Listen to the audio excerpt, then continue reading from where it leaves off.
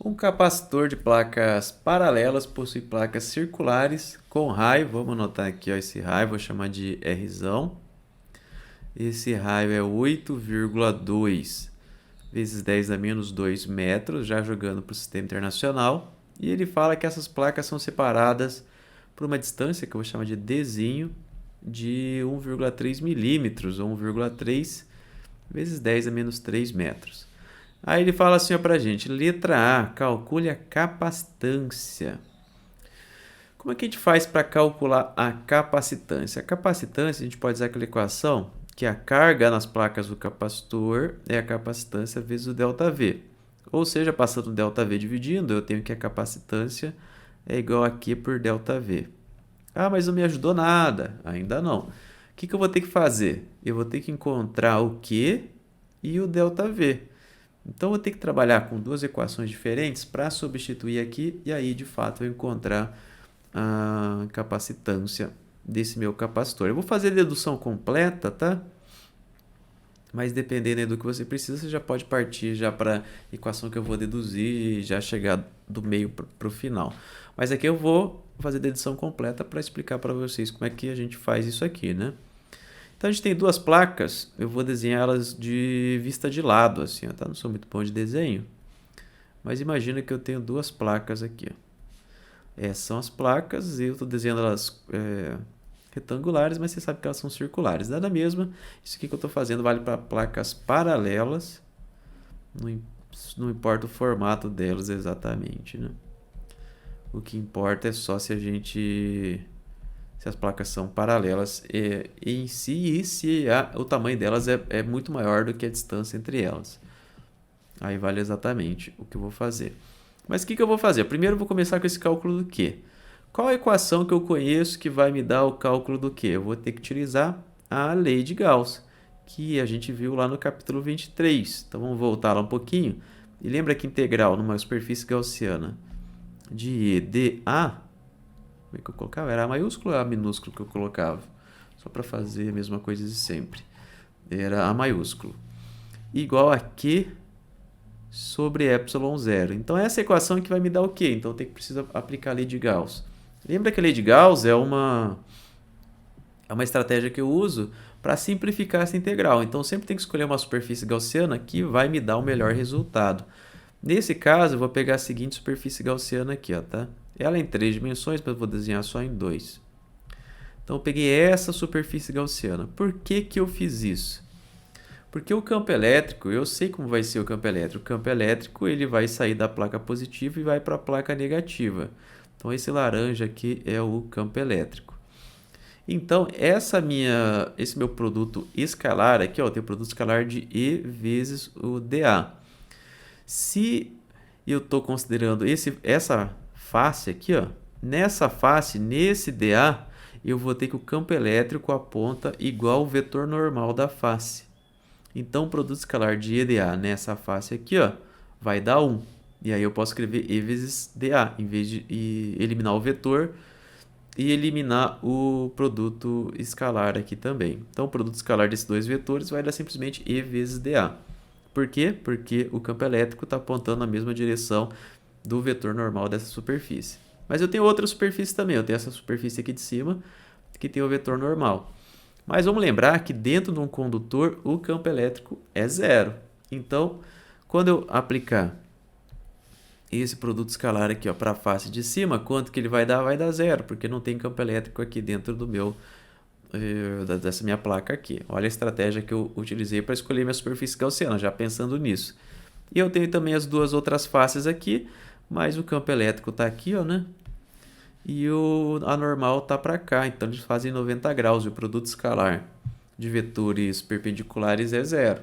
Então, a contribuição das laterais também vai ser zero. Enfim, o que eu encontrei aqui? Ó, que eu só vou precisar considerar esse cálculo nessa face aqui do meio, do de baixo aqui, ó, e que esse produto escalar vai dar simplesmente E vezes o dA. Por quê? Porque eles apontam na mesma direção. Eu sei também que o campo elétrico ele vai ser constante, então eu vou ter que o campo elétrico sai para fora, é um valor constante. integral fechada de dA. Isso igual a Q sobre ε0. Integral fechada de dA é a que sobrou, né? A área que sobrou é essa face aqui de baixo. Ou seja, a área da face do capacitor, dessa placa aqui, olhando ali de frente. Então, vai ficar E vezes A igual a Q sobre ε0. Então, é isso que eu encontrei até agora. E vezes A igual a Q sobre ε0. A gente fez isso bastante anteriormente. E aí, o que eu quero? O Q, né? Então, eu já vou resolver aqui, ó. Vai ficar aqui Q é igual a ε0 vezes E vezes A. É isso que eu encontrei até agora, é essa carga que vai ter no capacitor. Agora eu vou para o ΔV. Como que eu calculo o ΔV? ΔV eu posso calcular ele como menos a integral de E vezes o ds. E aí eu vou escolher aqui, ó, saindo da placa negativa e indo para a placa positiva. Deixa eu fazer de outra cor aqui, ó. Eu saio da placa negativa e vou para a placa positiva. Percebe agora que o campo elétrico e esse trajeto que eu estou fazendo, ele é inverso, né? Então, esse produto escalar, ele vai me dar um sinal invertido. Então, vai ficar assim, ó, menos integral de menos E vezes o ds. Aí, menos com menos dá mais, vai ficar integral de E vezes o ds. Então, essa diferença de potencial vai ser o E sair para fora da integral de ds, que vai ser integral de ds é a distância daqui até aqui. Que distância que é essa? É o meu dzinho aqui, ó, né? Então, vai ficar E vezes o dzinho. Aí, o que eu encontrei? Encontrei que ΔV igual a E vezes o dzinho. Então, vou jogar ali lá na capacitância. Vamos ver o que dá. Eu vou ter que a capacitância igual a ε0 E vezes A. Da onde que saiu isso? Daqui, ó, né? Joguei isso aqui em cima. E aí eu vou pegar esse aqui, ó, e vou jogar aqui embaixo. Dividido por E vezes D. Então, a capacitância, ó, corto o E com o E, ficou que a capacitância é igual a ε0A sobre o Dzinho. E aí é só eu substituir os valores que eu encontro a capacitância. Detalhe aqui, eu não tenho A, mas eu sei que o A é uma placa circular, então A ele vai ser igual a πr ao quadrado, né? Que é a superfície de um círculo. Então, fazendo isso, eu preciso simplesmente substituir. Então, eu vou ter que a capacitância é igual a ε0 πr ao quadrado sobre D. ε0 vale... Quanto que vale, gente? ε0 vale 8,85 vezes 10 dá menos 12. Aí multiplica pelo π e tem o r aqui ao quadrado, né? Que é 8,5, 8,2 vezes 10 dá menos 12. Não esquece de levar ao quadrado. 10 é menos 2, não 12. 10 dá menos 2.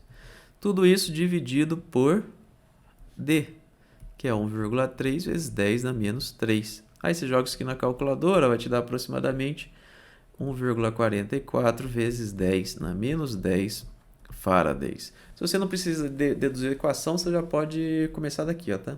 Mas é que eu estou mostrando a dedução para você saber de onde veio a equação. Aí na letra B, ele te pergunta qual é a carga se uma diferença de potencial for aplicada ao capacitor. Aí eu vou utilizar essa equaçãozinha aqui, ó. Porque eu sei que a carga é igual a capacitância vezes a diferença de potencial.